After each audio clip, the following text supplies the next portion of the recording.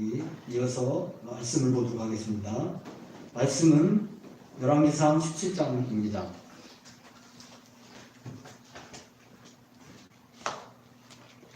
열왕기상 17장입니다.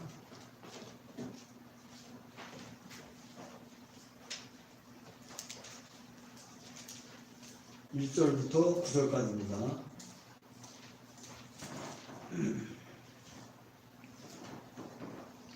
교독을 하도록 하겠습니다. 마지막 절은 합독을 하도록 하겠습니다. 길르앗에 우거하는 자 중에 지셉 사람 엘리야가 아합에게 말하되 내가 섬기는 이스라엘의 하나님 여호와께서 살아계신 두고 맹세하노니 내 말이 없으면 수년 동안 기도 이슬도 있지 아니하리라 하니라. 여호와의 말씀이 엘리야에게 임하여 이르시되 너는 여기서 떠나 동쪽으로 가서 요다나 그 시내가에 숨고 그 시냇물을 마시라. 내가 까마귀들에게 명령하여 거기서 너를 먹이게 하리라. 그가 여호와의 말씀과 같이 하여 곧 가서 요다나 그 시내가에 머물매 까마귀들이 아침에도 떡과 고기를 저녁에도 떡과 고기를 가져왔고 그가 시냇물을 마셨으나 땅에 비가 내리지 아니하므로 얼마 후에 그 시내가 마르니라. 여호와의 말씀이 엘리야에게 임하여 이르시되 너는 일어나 시돈에 속한 사르밧으로 가서 거기 머물라. 내가 그곳 과부에게 명령하여 네게 음식을 주게 하였느니라.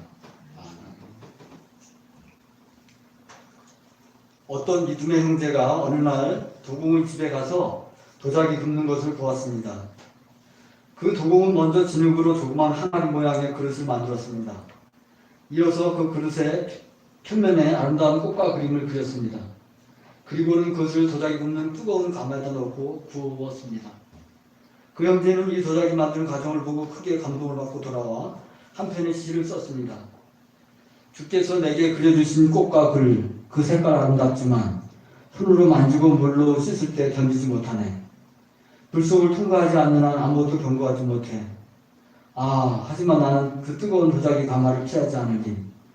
가마 안에는 눈물과 원망이 있지만 변하지 않는 아름다움 얻기 위해 참고 받아들이리. 때가 차서 나오는 날 밖에는 아름다움 안에는 견고함이네. 모든 그림각을 나와 하나 되어 닦아내고 씻어내도 없어지지 않을 때 왕 앞에 모든 사람 앞에 놓여져도 좋으리. 이 시에서 시인은 자신을 흙으로 만들어진 그릇에 비유했습니다. 흙으로 만들어진 그릇은 볼품도 없고 연약합니다. 그러나 그것이 뜨거운 강화불을 견디고 나오면 그 그릇은 아름답고 견고한 도자기로 변합니다. 그리하여 사람들에게 칭찬받으며 유용하게 됩니다. 그러나 그 불을 견디지 못한 화병은 거칠고 아름답지도 못한 그릇이 되어 사람들에게 유명당하고 쓸모없는 것이 됩니다. 그러므로 도자기는 반드시 뜨거운 불에 넣어져서 구워져야 한다는 것입니다. 흙으로 만들어진 연약한 우리 인간들은 흔히 그릇에 비유됩니다. 도자기가 뜨거운 불에 구워져야 아름답고 유용한 그릇이 되듯이 흙으로 만들어진 우리 인간들도 주님께서 쓰시기에 합당한 사람 되기 위해서는 반드시 거쳐야 할 힘든 인생 훈련의 과정들이 있다는 것입니다. 가마와 같은 그런 인생 훈련의 그 과정들이 있어야 한다는 것입니다. 여러분, 성경에 등장하는 인물인 엘리야는 어떤 사람입니까? 야고보서 5장 17절은 다음과 같이 말해줍니다. 엘리야는 우리와 같은 사람이로되 저가 비오지 않기를 간절히 기도한즉 3년 6개월 동안 땅에 비가 아니 오고 다시 기도한즉 하늘이 비를 주고 땅이 열매를 내었느니라. 엘리야는 기도의 사람이었고 기적의 사람이었습니다. 그가 하나님께 기도하니까 3년 6개월 동안 비가 오지 아니하였고 다시 기도하니까 비가 왔다고 했습니다. 놀랍지 않습니까? 그뿐만이 아닙니다. 그가 기도하다 죽었던 아이가 뻘떡 일어나는 기적이 일어났던 사람입니다. 그는 그야말로 기도의 용사였습니다. 믿음의 위대한 조상이었습니다. 그런 위대한 믿음의 사람인 엘리야는 어떻게 만들어진 것일까요? 엘리야가 살았던 이스라엘의 아합 시대는 영적으로 매우 어두운 시대였습니다. 그러한 현실을 바라보며 뜨거운 믿음의 사람이며 사명감을 불타오르는 엘리야는 분노했습니다. 이스라엘 백성들이 하나님을 외면하고 우상 숭배하면서 살아가고 있었기 때문입니다. 그 중심에는 이스라엘 왕 아합이 자리 잡고 있었습니다. 아합은 이세벨 왕비와 함께 하나님을 섬기는 사람들을 잡아 죽이는데 앞장섰던 악한 왕이었습니다. 그래서 성경에 보면 악한 왕, 선한 왕, 극악한 왕 하는데 성경의 분류에 보면 아합은 극악한 왕이라고 표기되어 있더라고요. 분류해놨더라고요. 그런 악한 아방을 바라보며 뜨거운 피가 끓어오르는 엘리야는 참을 수가 없었습니다. 그는 드디어 죽음을 각오하고 아방 앞에 나가서 담대하게 소리쳤습니다. 열왕기상 17장 1절입니다. 나의 성긴 이스라엘 하나님 여호와의 사심을 가리켜 맹세하노니 내 말이 없으면 수년 동안 우루가 있지 아니하리라. 엘리야는 지금 무엇을 하고 있는 것입니까? 오늘날로 말하면 시국선언을 하고 있는 것입니다. 악하고 살벌한 독재 정권에 맞서서 말입니다. 엘리야는 마귀들과 싸우는 용사처럼 죽으면 죽으리라는 심정으로 담대하게 소리쳤습니다. 마귀들과 싸울지라 죄악 벗은 영계여 담대하게 싸울지라도 기약한 족병과 심판날과 멸망의 날 내가 섰는 눈앞에 곧 다가오리라. 영광 영광 할렐루야 영광 영광 할렐루야 영광 영광 할렐루야 곧 승리하리라. 이스라엘 백성들은 모두 깜짝 놀랐습니다. 감히 아방에게 맞선 엘리야는 어떤 사람인가 하고 그에게 관심을 집중했습니다. 그들은 아방과 엘리야와의 첫 대결을 흥미로워하면서 두 번째 대결을 기대했습니다.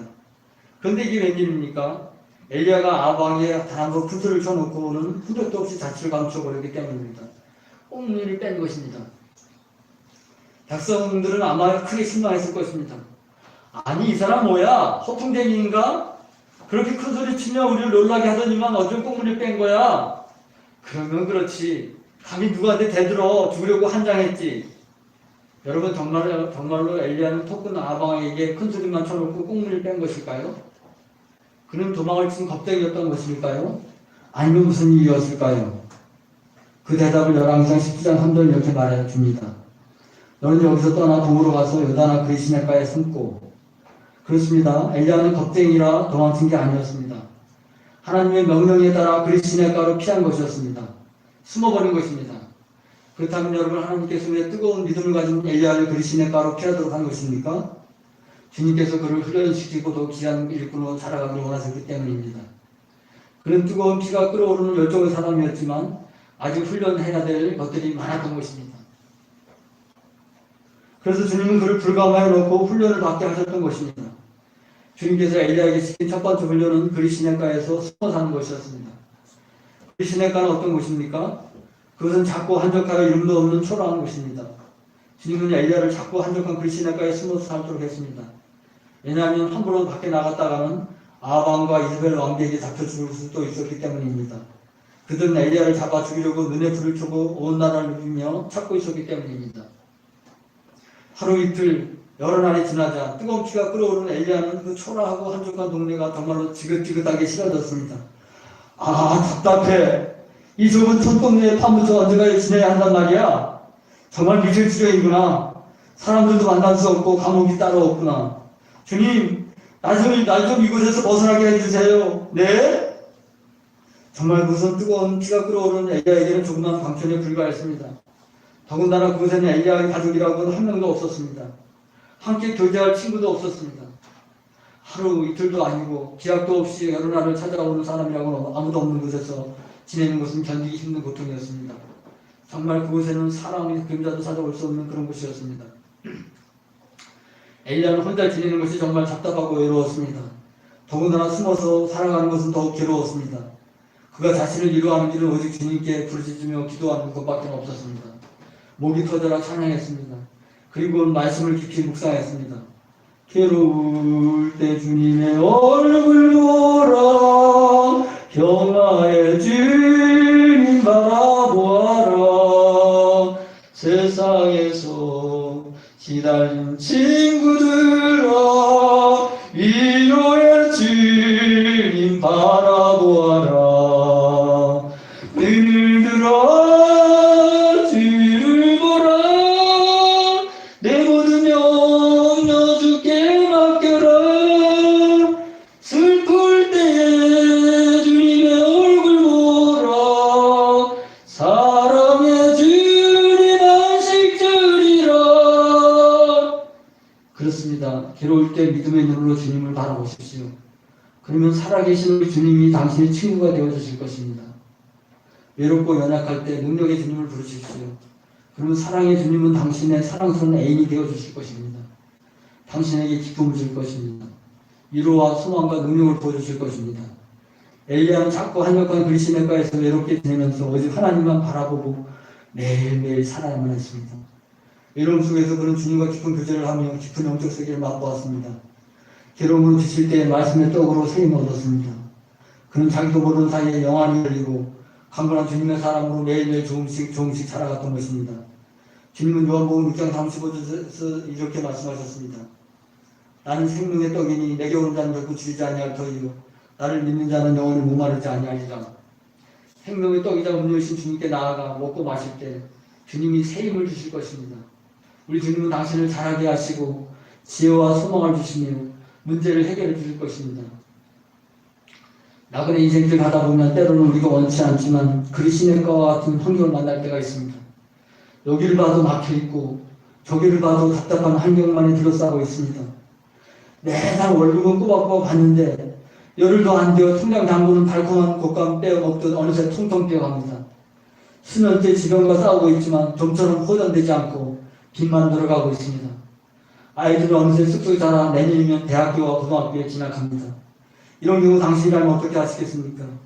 하지만 비록 그럴지라도 주님을 더욱 찾고 구하시기 바랍니다. 더욱더 주님과 친밀한 교제를 나누십시오. 찬양을 하세요. 때로는 조용하게 때로는 부르짖어 기도하십시오. 예레미야 33장 3절 이렇게 우리에게 말해줍니다. 너는 내게 부르짖으라 내가 내게 응답하겠고 네가 알지 못하는 크고 비밀한 일을 내게 보이리라. 그렇습니다. 불가마 같은 어려움에 처해 있습니까? 그렇더라도 고난의 뒤편에 있는 주님께서 주실 축복을 기대하며 인내하며 기다리시기 바랍니다. 그것이 나그네 인생길에서 만난 영적 전쟁에서 승리하는 일입니다.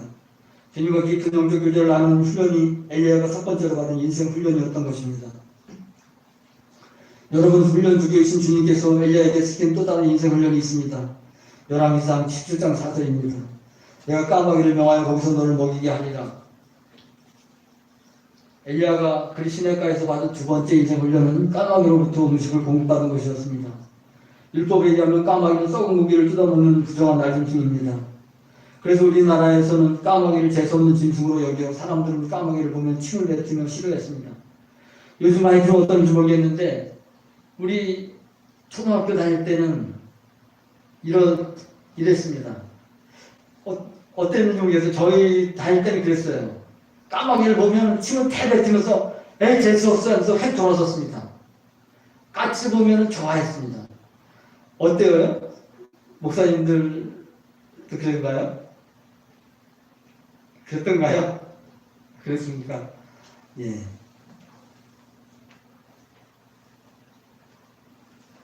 마찬가지로 이스라엘 백성들도 까마귀를 꺼려하고 피했습니다.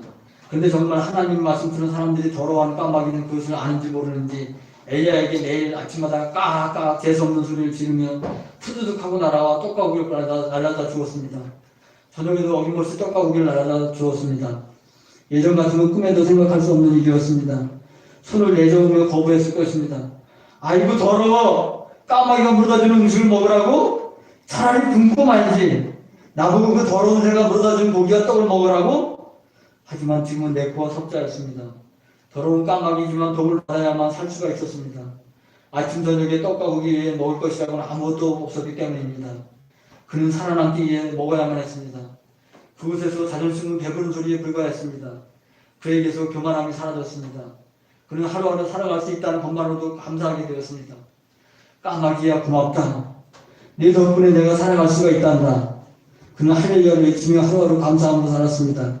엘리야는 그곳에서 자신의 연약함을 깨달았습니다. 보잘것없는 까마귀가 묻어주는 음식으로 살아가야만 하는 자신의 연약함을 깨달았습니다. 그로 인해 주님 앞에 무릎 꿇는 겸손한 사람으로 변화되어 갔던 것입니다. 길가에 장미꽃 감사 장미꽃 가시 감사 따스한 다정 희망 주신 것 감사 기쁨과 슬픔도 감사 하늘 평안을 감사 내일의 희망을 감사 영원토록 감사해. 여러분 주님 앞에 무릎 꿇는 겸손한 사람은 감사할 것밖에 없습니다. 길가에 핀 아름다운 꽃에 감사하십시오. 그뿐 아니라 가시가 있는 장미꽃에도 감사하시기 바랍니다. 왜냐하면 모든 것이 주권자이신 주님께서 허락하신 일이기 때문입니다. 우리 주님은 그런 겸손한 사람을 사용하시는 것입니다. 19세기 영국의 유명한 설교가였던 찰스 스펄전 목사는 다음과 같이 말했습니다. 촛불을 주심에 감사하십시오.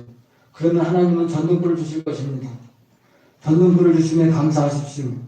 그러면 별빛을 주실 것입니다. 별빛을 주심에 감사하십시오. 그러면 달빛을 주실 것입니다. 달빛을 주심에 감사하십시오. 그러면 햇빛을 주실 것입니다. 햇빛을 주심에 감사하십시오. 그러면 천국을 주실 것입니다. 여러분은 사랑하는 아내가 정성껏 준비한 음식에 감사하면서 드시고 계십니까?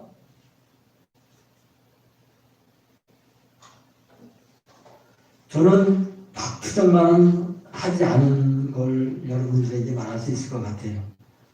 제가 젊은 시절 신학교 들어가기 전에 그 인생에 대해서 좀 고민하면서 금식하면서 기도하는 일주일 정도의 시간이 있었는데 그 시간에 그 음식이 주는 그 고귀함, 생명을 연장시키는 것에 대한 그 감사, 그거를 배웠어요. 그래서 그때 이후로 나는 제 기억에는 밥 투정은 하지 않았던 것 같아요. 반찬 투정. 그것만은 참 감사하다고 생각해요. 그래서 우리가 뭐 금식 기도하고 그러는 것을 꼭 부정적으로만 생각할 것이 아니라 긍정적인 면도 있는 것 같아요. 그걸 하면서 참 조그마한 그 음식 하나도 콩 한 쪽 하나도 감사하는 마음을 갖게 되는 것 같아요. 그래서 우리가 기도하는 훈련을 금식 기도뿐만 아니라 여러 기도 과정을 통해서 하는 것은 중요한 것 같습니다. 가난한 집에서 태어났지만 부모님의 노고에 감사하면서 묵묵히 성실하게 살아가십니까? 작은 것에 감사하는 자는 겸손한 사람에게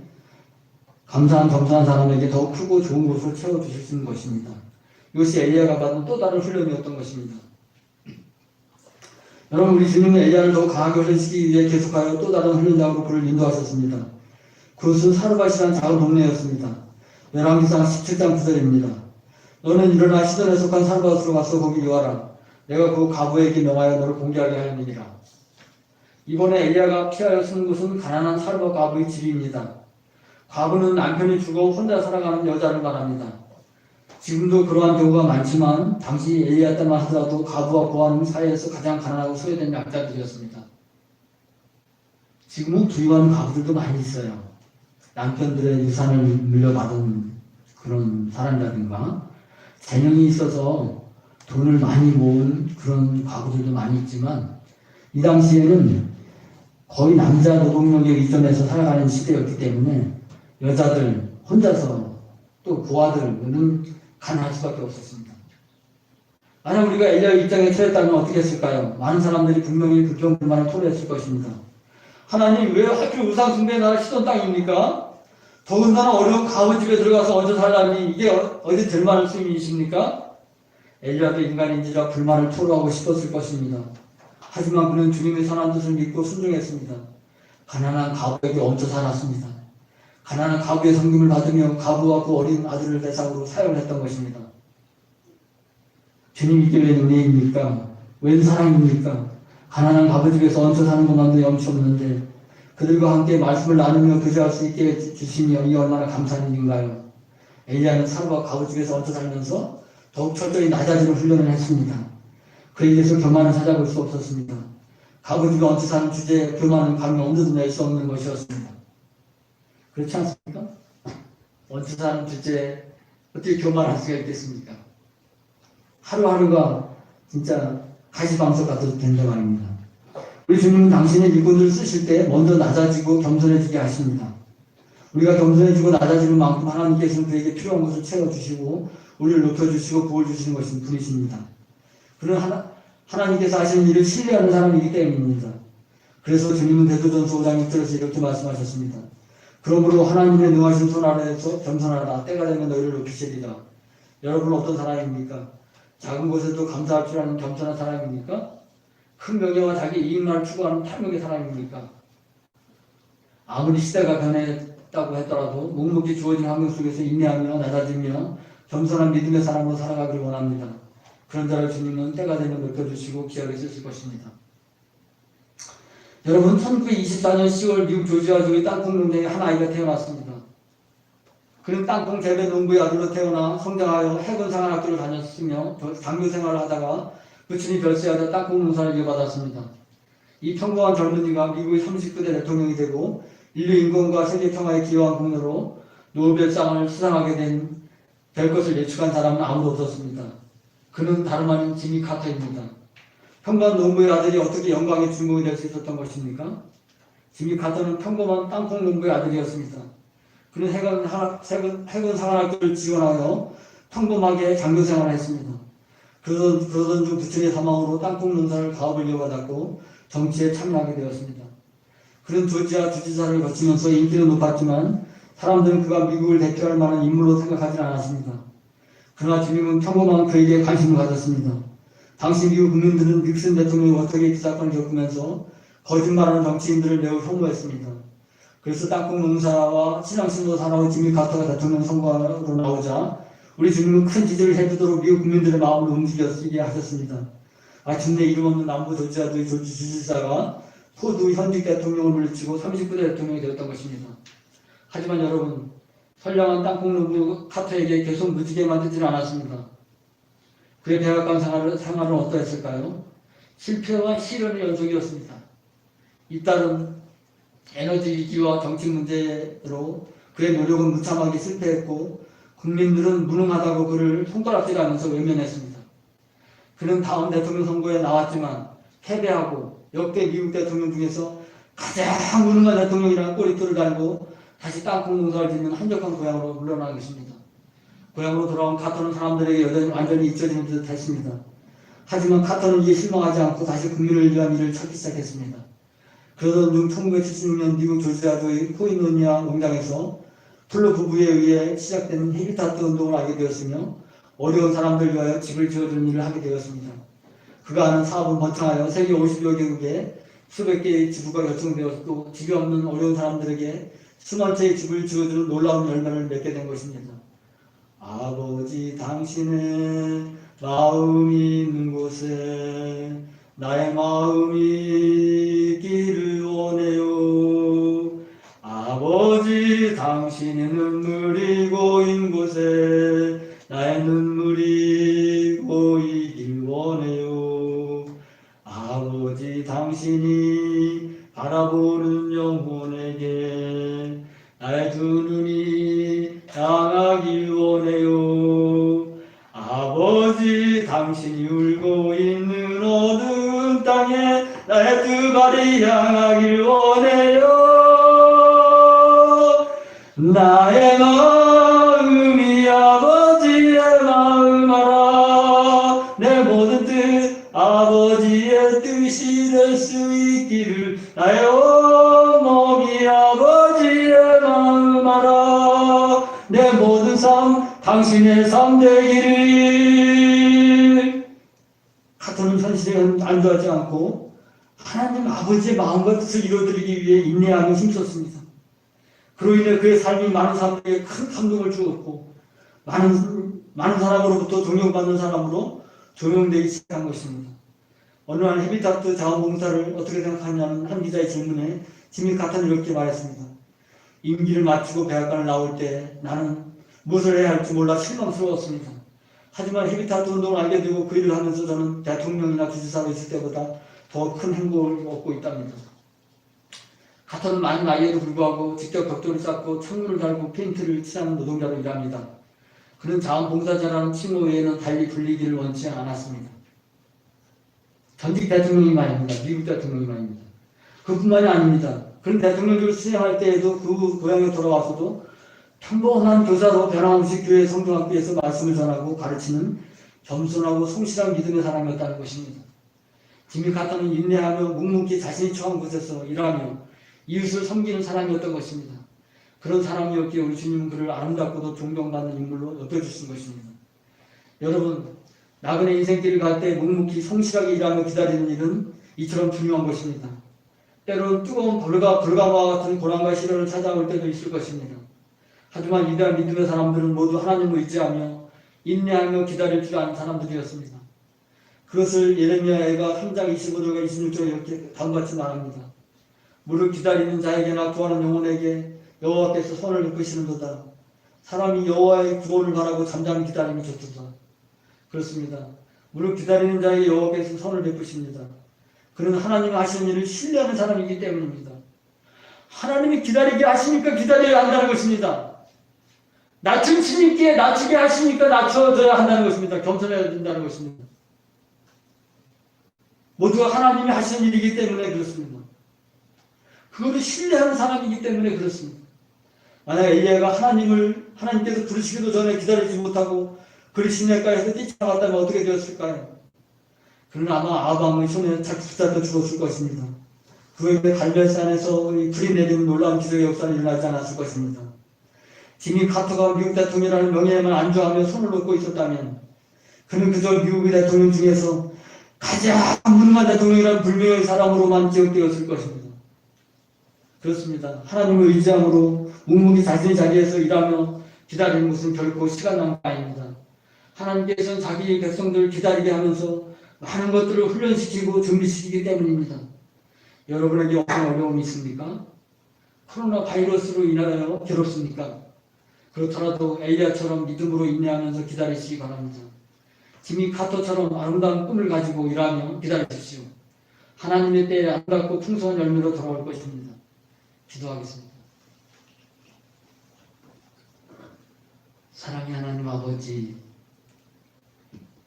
우리는 흙으로 만들어진 그릇들입니다.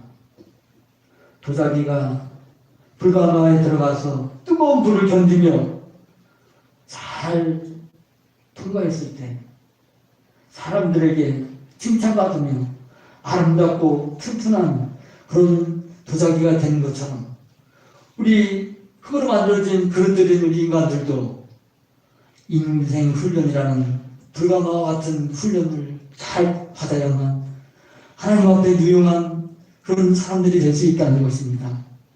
하나님 아버지, 우리가 엘리야에게 받았던 그런 그 믿음의 훈련들을, 인생의 훈련들을 잘 받을 수 있도록 도와주시기를 원합니다. 주님과 영적인 교제를 한 신실한 백성들이 되게 하시고 겸손히 주님과 동행하며 주님 앞에 감사하며 살아가는 그런 인생 훈련을 잘 받는 복된 열매를 맺는 인생들이 될 수 있도록 도와주시옵소서. 예수님의 이름으로 기도하옵나이다. 아멘.